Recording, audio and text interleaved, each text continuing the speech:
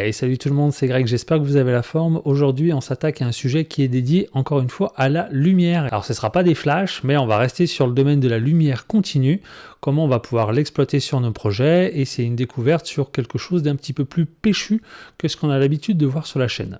Comme d'hab, tu sais comment ça se déroule, c'est juste après le générique.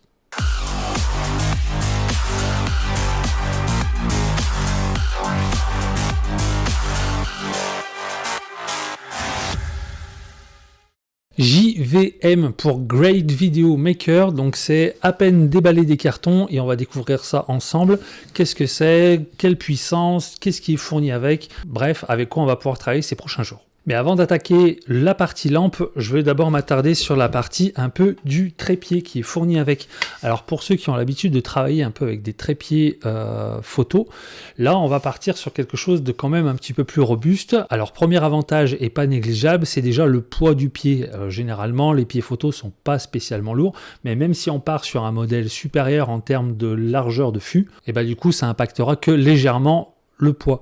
Alors celui-ci, il est déjà estampillé au logo de la marque et l'un de ses intérêts, c'est qu'il sera qu'en 3 parties. Généralement, sur les pieds photo, il est en 4 parties pour avoir quelque chose de beaucoup plus compact. Là, sur une version à peu près de 50-60 cm, on va retrouver que 3 fûts. Alors ça ne va pas le faire gagner en taille, mais du coup, on gagnera en fûts.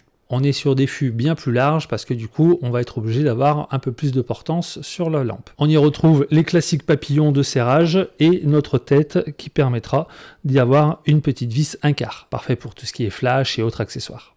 Détail qui n'est pas négligeable, c'est au niveau de la rotule. Ici, on va vraiment se retrouver avec une partie 100% métal et pas une chose plastique qui, avec le temps, aura tendance à forcer et du coup à péter. C'était donc la parenthèse au niveau du pied.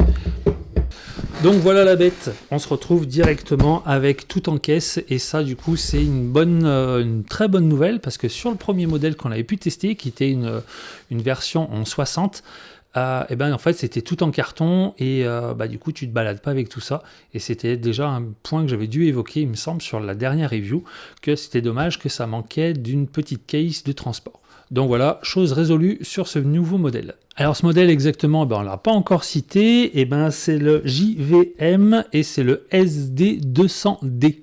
On a vraiment un pourtour de box qui est quand même bien plus robuste. Quelque chose du coup vraiment prévu pour la partie anti-choc, du molletonné dessus, des petites pattes en dessous antidérapantes et ça du coup ça en permet d'avoir un bag de transport plutôt agréable. Alors une fois dézippé, on se retrouve directement avec un compartiment dédié pour tout ce qui va être réflecteur, bol et petits accessoires. On a une petite part pour tout ce qui va être la partie cordon d'alimentation et un autre logement qui lui sera dédié pour la lampe. Allez, on attaque sur la partie réflecteur. Ici, on a déjà un bol ultra large et on y retrouvera du coup toujours nos attaches standards. Standard parce que j'ai beau utiliser éventuellement d'autres petits accessoires, des snoods et autres, ça permettra de pouvoir modeler ta lumière comme tu veux. Donc tu retrouves tes 3 petits tétons, ça se clipse et t'es pas embêté. Et du coup, ça te permettra de jouer avec le type de réflecteur et de lumière que tu veux. En déballant le reste, j'ai pu constater qu'on avait aussi on retrouve nos petites formes et un petit réflecteur qui viendra se placer juste devant la LED. Donc ça aura 2 fonctions. Une première de diffuser la lumière, de la rendre un petit peu moins agressive et plus diffuse, et éventuellement la protéger de divers débris, etc.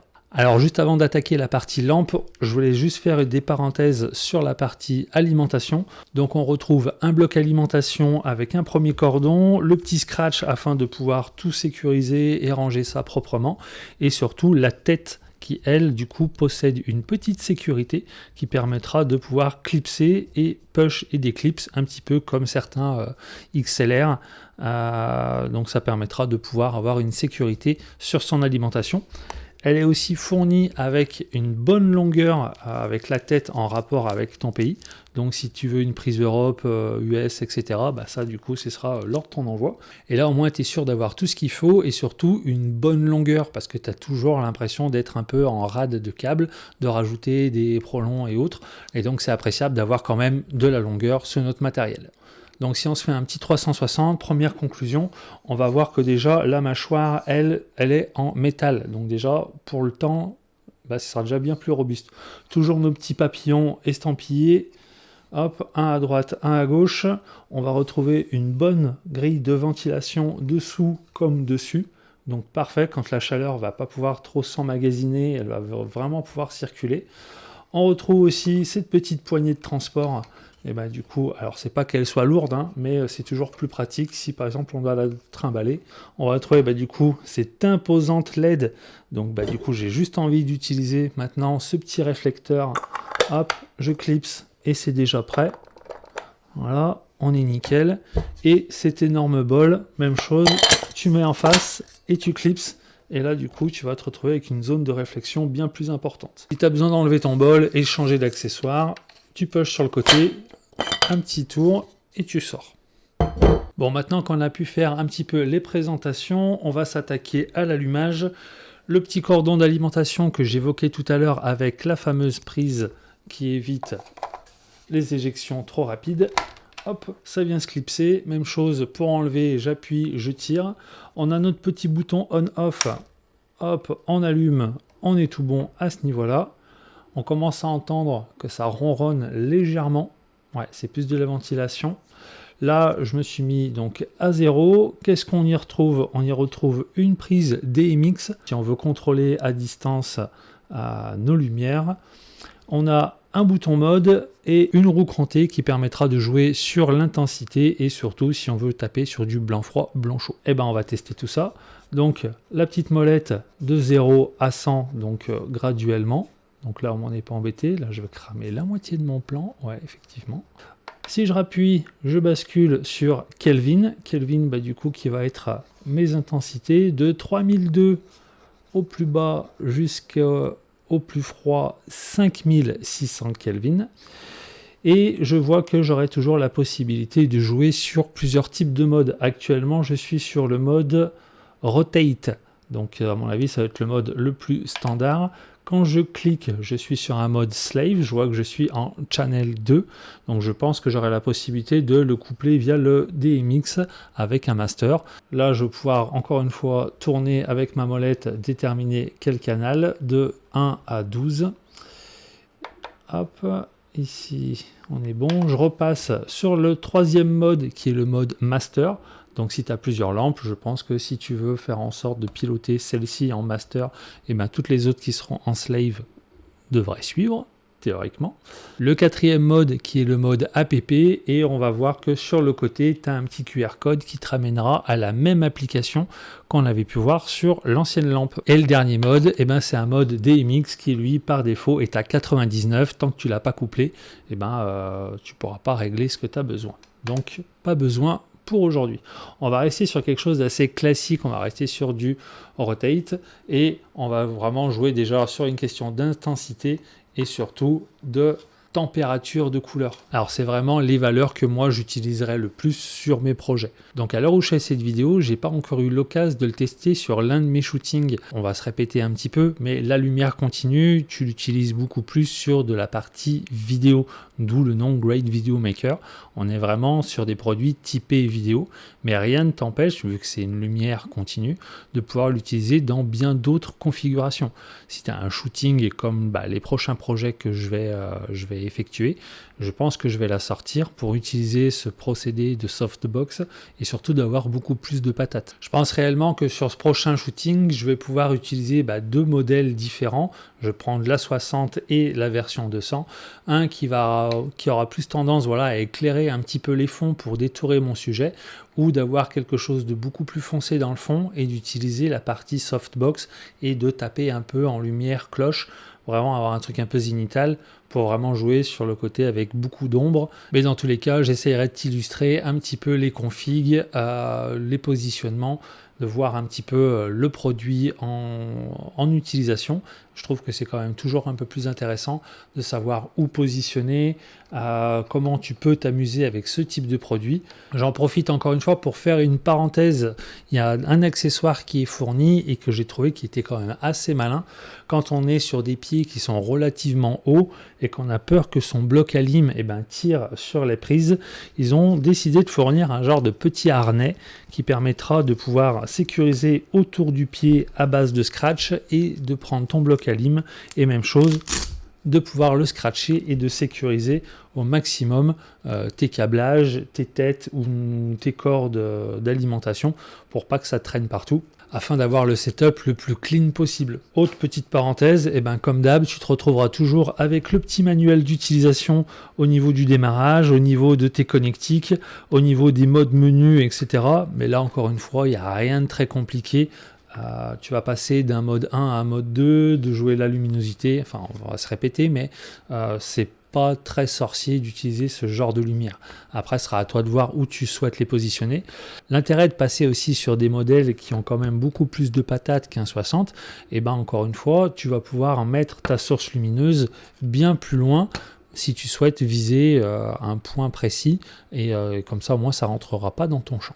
Alors, on a vu la partie lampe, on a vu la partie alimentation, on a vu les snoods et les bols, etc. Donc, le snood n'est pas fourni, hein. Donc il n'y a vraiment que l'énorme bol. On va se retrouver aussi avec une deuxième petite valisette d'accessoires qui va plus maintenant toucher la partie softbox. Afin de gagner un peu de temps sur la vidéo, je pense que je vais mettre cette partie un peu en accéléré. Ça y est, après avoir déballé tous les plastiques, on se retrouve avec notre softbox à monter. On a la paroi, le support, toutes les tiges. On va y retrouver aussi un réflecteur et surtout, ce que j'utilise de plus en plus, la partie nid d'abeille qui va vraiment pouvoir canaliser la lumière. Même chose, on passe ça en accéléré.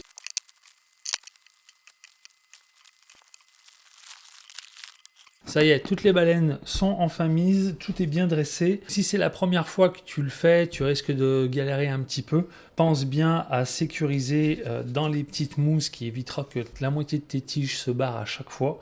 Et n'hésite pas à forcer parce que c'est vraiment fait justement pour pouvoir être un petit peu flexible. Qu'est-ce qu'on peut en dire? Eh ben, au moins dans un diamètre, on est sur du 60 cm, toujours une partie réflexion à l'intérieur, donc pour ceux qui ont l'habitude, rien de très innovant là-dessus, ça reste une softbox. La deuxième étape, eh ben, ça va être de pouvoir y mettre la partie réflecteur, et moi j'aime bien y rajouter du coup le fameux nid d'abeille.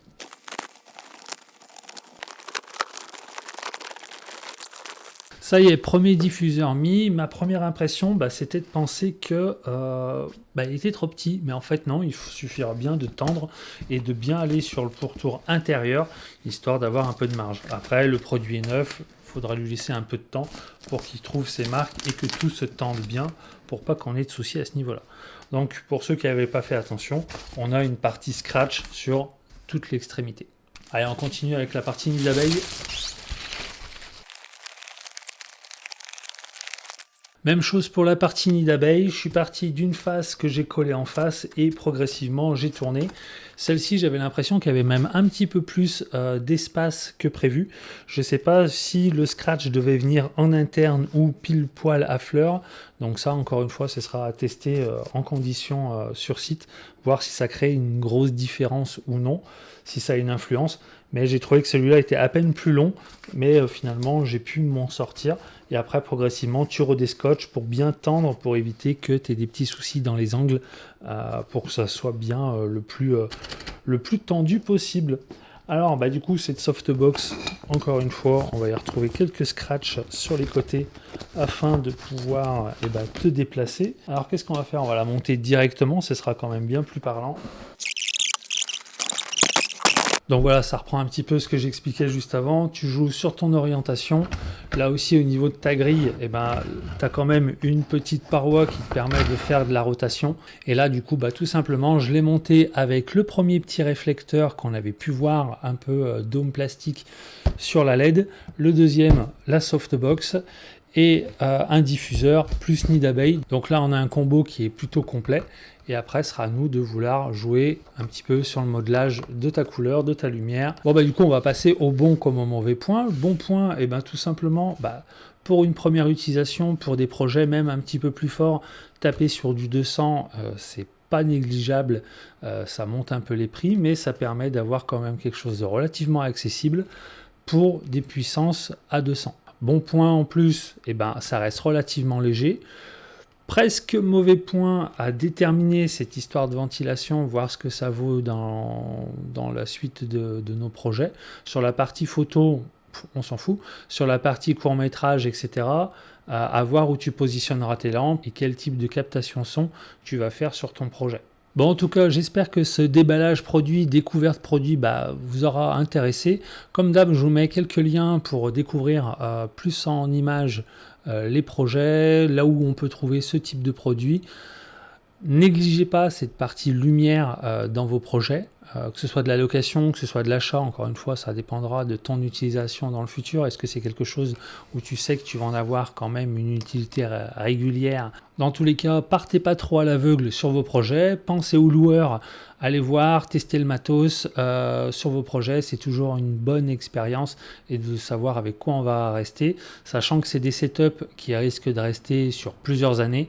La fiabilité, la robustesse, quel type de produit, parce qu'encore une fois, tu vas très bien trouver des premiers prix comme des trucs extrêmement chers, mais est-ce que tu en as besoin? Étudie bien tes projets. Ce sera toujours le conseil. On veut toujours le top, mais le budget, faut aussi qu'il puisse suivre. Et moi, ce que j'aime bien avant tout, c'est des outils qui soient le plus polyvalents possible, que tu puisses utiliser tes projets, enfin que tu puisses utiliser ton matos sur un maximum de projets. Donc, fais bien ces recherches-là. Sur ce, cette découverte produit se termine. Je vous dis à la prochaine. Il y a plusieurs trucs qui sont arrivés. Donc, je vais essayer de vous faire des découvertes un peu plus à chaud et d'essayer de les illustrer un petit peu en conditions réelles. Voilà. Sur ce, je vous dis à la prochaine et gardez la passion, éclairez bien vos sujets et on se dit à la prochaine. Ciao, ciao!